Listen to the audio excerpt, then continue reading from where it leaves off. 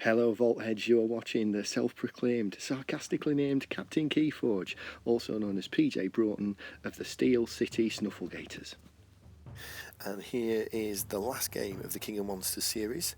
It is Deusillus' turn to take on Niffle Kong in his 5th game. Here is the deck that Deusillus will be facing, which is the same deck as the other two.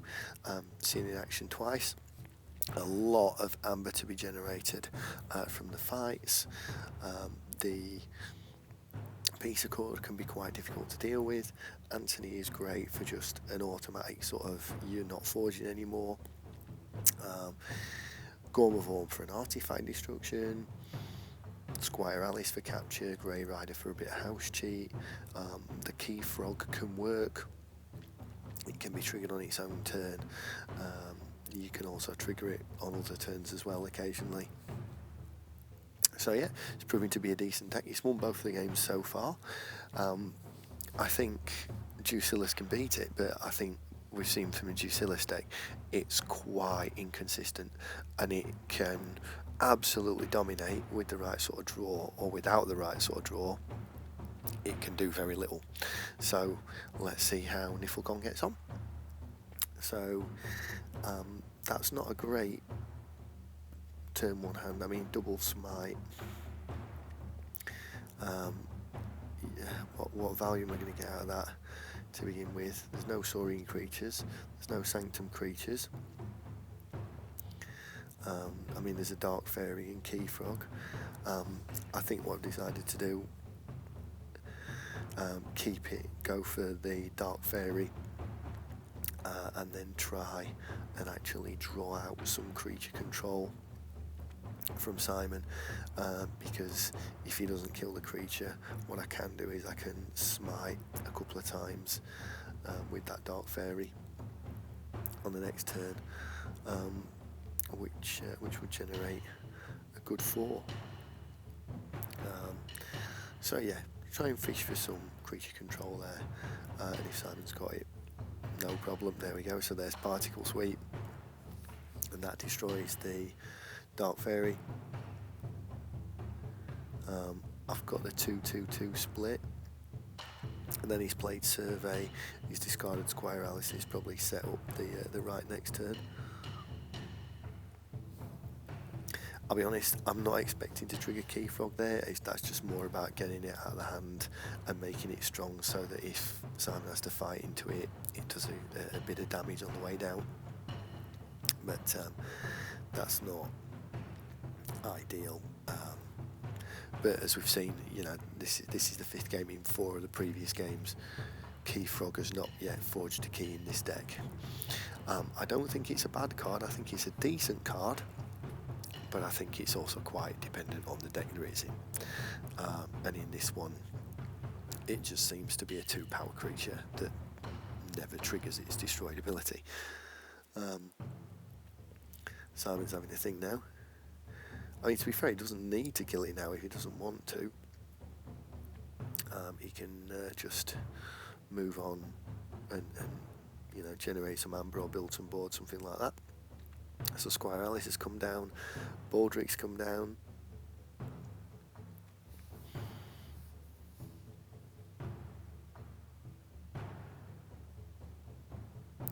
The Grey Rider, which will ready and fight with a creature. There we go, which will allow Baldric to fight into KeyFrog and gain 2 off the back of it. Doesn't kill the KeyFrog this turn, but wouldn't have mattered if it had anyway. And there is another Baldric coming down now. And there's a Bulwark that will give that Baldric Assault 2. And yeah, that is a big board. And also as well, realistically, it's not like I can double smite with the KeyFrog, because the moment it hits anything, it's going to die. So I can do it once, but I certainly can't do it twice. I mean, a Potion of Invulnerability would have been great with it, had that been down already. But obviously, it goes down there. So there we go. I've taken out the Grey Rider, and also severely damaged 3 of the other creatures. Also as well, I've left nothing to fight into to trigger the Baldric abilities, because to be fair, the worst thing I could have done there was probably left 2 creatures on the board, because then Simon's going to reap for 2 and fight for 4 and gain 6, whereas at least there he's only going to get 4 if he goes into Sanctum.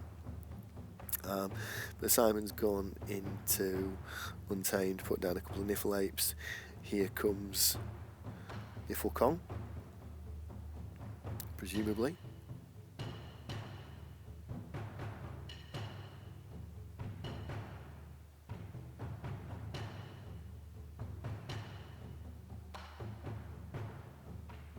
But no, it's a discarded Niffle Kong. But again, it's not always a bad thing to do. There are times in the Gravitron auto-encoder deck where it can be worth pulling the it's coming and just pulling half of Ultra Gravitron and discarding the other half. I'm just getting cards out of my hand there, but realistically, I'm just helping Simon gain Amber, because if he goes into Sanctum, Baldric, that's going to be 2 fights, gain 4.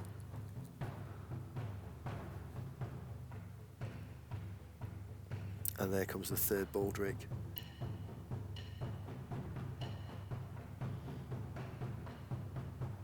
And now I'm like really desperately in need of some sort of board control, board wipe or something like that. But that's 2 from fighting Niffle Queen from the one of the Baldrics, still the other one, so that should be another 2. There we go.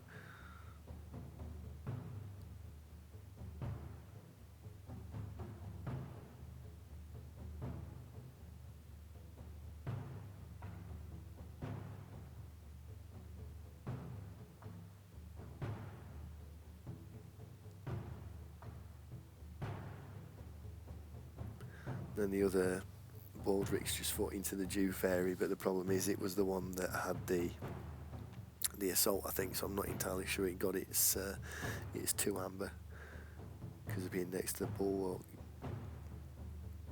Yeah, the assault one should have gone into the Niffle Queen, and then the other one, I think that's what Simon was saying there.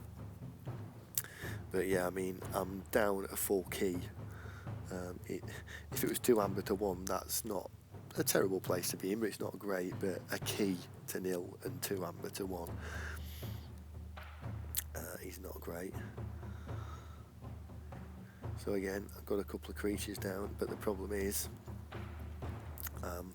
and it's the same, we've seen this deck do the exact same thing, having 2 or 3 of the Dark Fairies down and ready, and the other deck just couldn't get rid of them, and every time you put your creatures in play, you just get punished for it by the other guy fighting into you and gaining 2 Amber for doing it. So again, I mean, the Baldrics here, there's 2 of them in play. It's a before fight as well, so you know that's 4. And he's going to take out one of my creatures and fight for 4, reap for 2, and get in check, and that's if he chooses Sanctum. I mean, Simon might not choose Sanctum here, might go for something else, but the Sanctum play here literally takes away one of my creatures and gains him 4 gains him 6 Amber, fight for 4, reap for 2, gains him 6 anger, takes him to 8, and just leaves me with 1 more creature. Yeah, so there we go. So I mean, we did sort of anticipate that was going to happen. I mean, that's killed one of the Baldrics, but at the end it earned him the 2 Amber, and it did take out my creature because of the assault provided by Bulwark, and that's Baldric fighting the other Octavia. Sorry, Baldric fighting the other Octavia, and as I said, Bulwark's reaped. Squire Alice is probably going to reap as well.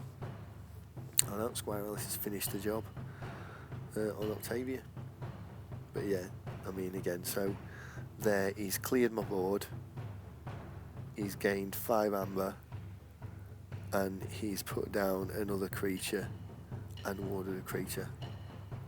I mean, that's quite a turn. I mean, thankfully Fang's, now Niffle Queen's gone, I can at least get rid of one of these higher creatures. I'd really like to have got rid of Baldric there rather than Bulwark, but I'm not sure it's worth purging a ward off something.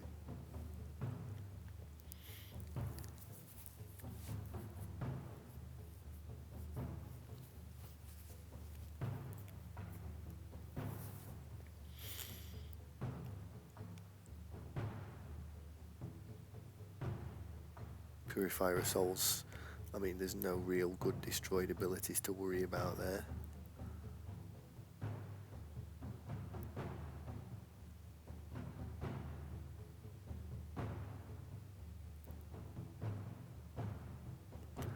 Made a mess of that. Should have put the Purifier of Souls into something there with the Grey Rider. Yeah, I made a bit of a mess of that. But to be fair, at this stage, pretty much the game's already gone. Because, as I was saying, just with this deck, if it draws right and manages to get ahead in the creature count with creatures that fight game 2, it wins, and it wins quickly. But yeah, the creature control's not quite there. I mean, yeah, I'm in check for a key. Whether or not I get to forge that key is another matter, but the fact of the matter is, there we go, Simon's in check now for his 3rd key. And I'm not going to be stopping it. So Simon's going to win this one. So well played to Simon, because he's played that really well. And then, yeah, that's going to take us to Ultra Gravitron being on 2 wins, Niffle Kong being on 3 wins, Deusillus being on 2 wins. Of the 2 decks that won 2 out of 5, Deusillus has got 10 keys. So yeah, he's done well there. Hasn't quite got out into play as much, but yeah, I think it's just it's inconsistency that's doing it for it. When it wins quickly and it wins easily, but when it doesn't quite get the right draw, or if Deusillus doesn't come out, it really doesn't fare particularly well. So yeah, that was how Deusillus went on, and that leaves us with our King of the Monsters, which is Niffle Kong. Realistically, I think all the gigantic creatures are very impactful. When we've seen Ultra Gravitron come down, we've just seen it control the board and generate amber and really change the game. Deusillus, again, when it comes down, capture everything, and if your opponent can't get rid of it, the Reap deal 2 damage to every creature of theirs and take an amber off it and stuff like that. Again, it's such an impactful creature if it comes down and actually stays down and can't be got rid of quite quickly. I will say this, in all the sets there are ways to get rid of these cards quickly. Fang's a Gizzleheart, obvious one from Mass Mutation. But there's a Star Alliance card which just says deal 2 damage or kill a mutant. Well, Deusillus and Niffle Kong are mutants. The harder they come, purge a creature with power higher than 6. The Spirit's Way, destroy every creature above power 3. There are lots of ways to get rid of them, but I think the reason why Niffle Kong is shining out above them is because of the double resurgence. It's just too easy to get it back and play it back down again onto the board. In this deck and in lots of other decks that you're seeing it succeed with. So yeah, your King of the Monsters, Niffle Kong. Also as well, I wanted to thank Simon from the Steel Sea Snufflegators. He's obviously taken part in all of these videos, so thank you very much to Simon. And if you like watching my channel, there's a link below to Simon's channel.